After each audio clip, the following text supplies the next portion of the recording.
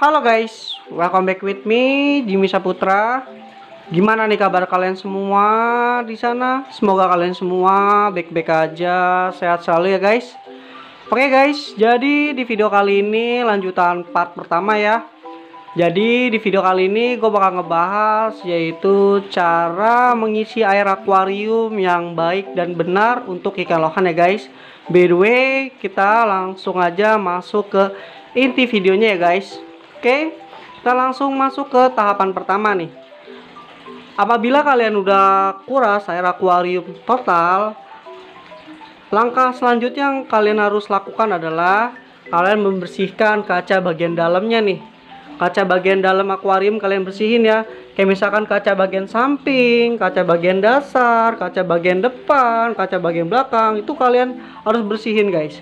Nah, untuk cara bersihnya itu kalian bisa pakai busa filter akuarium yang bersih atau pakai kanebo guys. Kayak gitu ya cara bersihin yang namanya kaca bagian dalam akuariumnya.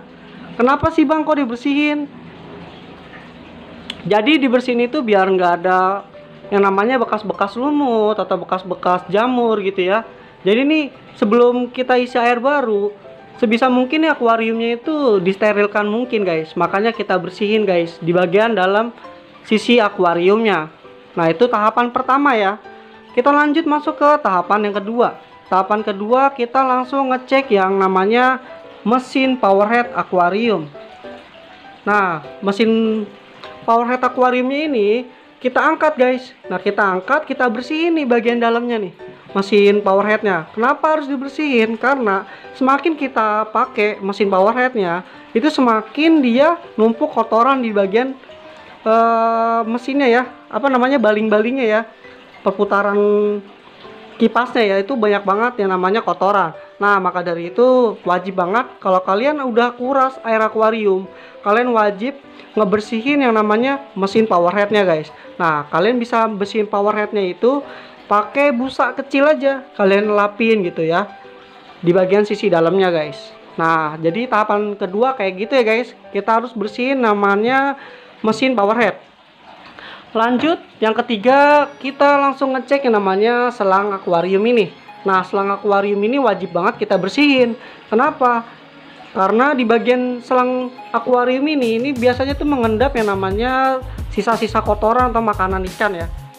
Biasanya di sini banyak nih guys kotorannya. Nah kalian bisa bersihinnya pakai penyikat buat pembersih botol ya, atau kalian bersihinnya pakai air di keran aja yang kencang airnya, nanti keluar sendiri tuh kotorannya ya. Jadi pembersihannya kayak gitu guys untuk selang ya. Kalian bisa pakai yang buat pembersih botol, yang gosokan gitu ya. Di toko ikan hias ada tuh harganya sekitar 10 ribuan ya.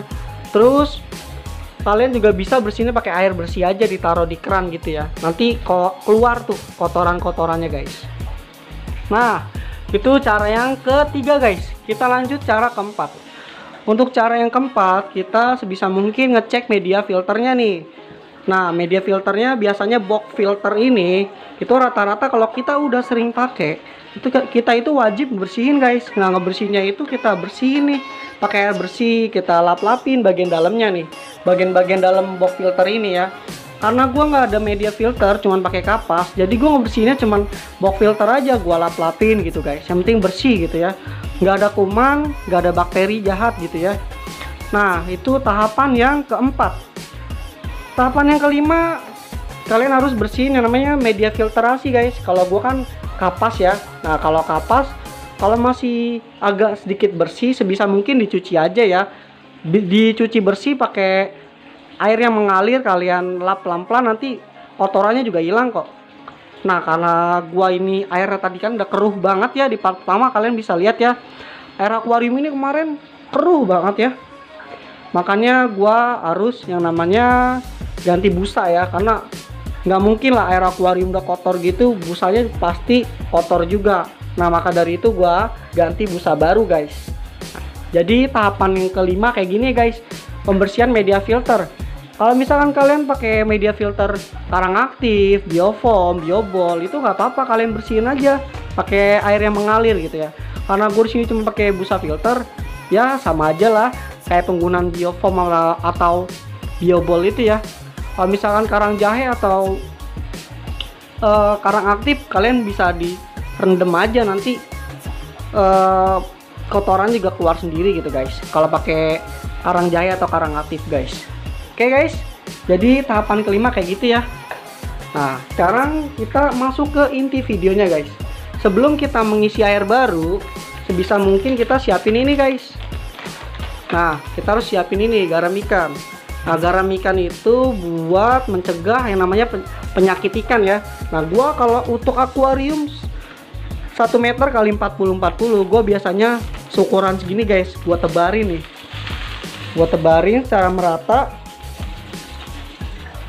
Ini sebelum diisi airnya ya. Gue sebarin secara merata. Ya, kalau udah disebarin, udah habis ya. Jadi gue selanjutnya mengocok-ngocok garamnya, biar merata aja, diaduk-aduk gini. Kenapa pakai garam ikan? Karena untuk mencegah ikan dari beberapa macam penyakit ya. Apalagi white spot. Wah, white spot itu bahaya banget guys. Makanya gue selalu sedia garam ikan banyak, karena penting banget loh. Kalau pelihara ikan hias wajib ada garam ikan guys. Nah, kalau misalkan udah diisi garam ikan, terus udah diratain secara menyeluruh ke bagian akuarium, kita langsung aja ngisi air akuariumnya nih guys. Oke, tanpa basa-basi gua langsung ngisi air akuariumnya ya.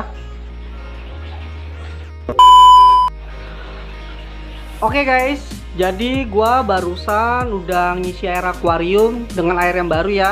By the way, setelah gua isi air akuarium dengan air yang baru, sebisa mungkin nih biarin dulu nih akuariumnya kosongan ya, nggak ada ikan. Kenapa? Karena biar semua nih air atau sirkulasi perairannya itu biar normal guys. Jadi ini nanti kayak kotoran-kotoran itu biar disedot sama powerhead ya. Nah, nanti powerhead ini mengantarkan kotoran-kotoran yang di bagian bawah, sisa-sisaan itu dibawa ke media filter. Nah, nanti media filternya itu agak sedikit kotor guys. Biarin aja guys, agak sedikit kotor. Nanti kalau misalkan udah benar-benar bersih nih sirkulasi airnya, baru kita cek lagi media filter, kita bersihin deh media filternya. Nah, jadi contoh nih guys, seperti ini ya, sirkulasi dari bawah nih, dari powerhead tuh kotor media filternya, kapasnya udah mulai kotor. Ini biarin aja guys, biarin aja, biar air sirkulasinya itu biar normal dulu ya, biar airnya jernih gitu, biar enak gitu. Biasanya gue kalau ngediamin air kayak gini itu membutuhkan waktu sekitar 30 menitan ke atas ya, bahkan sampai 1 jaman guys. Kenapa agak lama? Biar sirkulasinya itu enak gitu, biar airnya jernih gitu. Terus kalian pasti bertanya ya, ikan punya abang ditaruh di mana? Nah, karena gua kelebihan akuarium, jadi gua fungsiin dulu ke akuarium lain. Kalau misalkan kalian nggak punya akuarium lain, kalian boleh ditaruh di ember aja, sementara taruh di ember untuk nungguin yang namanya sirkulasinya biar normal gitu. Nah, kalau misalkan udah normal, kalian taruh deh ikan kalian ke dalam akuarium. Terus kalian juga pasti ada yang bertanya, bang, kalau misalkan kita kuras lalu ngisi air akuarium baru, apakah boleh ikannya ditaruh di akuarium? Sebenarnya sih boleh guys, tapi ikannya agak sedikit stres. Maklumin lah kalau misalnya agak stres ya, karena kita sering kelap-lapin kacanya bagian dalam, otomatis ikannya merasa terganggu ya kehidupannya, makanya jadi stres. Sebenarnya sih nggak apa-apa guys, nanti juga dia bakalan pulih kembali sih. Yang penting kalian nyalain heater aja, kalau nggak kalian nyalain lampu aja, nanti dia kembali yang namanya normal lah, nggak stres lagi gitu guys. Oke guys, jadi seperti ini ya penjelasan singkat tentang pengisian air baru untuk ikan lohan ya, yang baik dan benar itu seperti ini guys. Jadi sekian dari gua, Jimmy Saputra. Kurang lebihnya kalau ada kesalahan dalam pembuatan video ini, tolong dimaafkan ya guys. Jadi see you next time and bye bye. Thank you guys.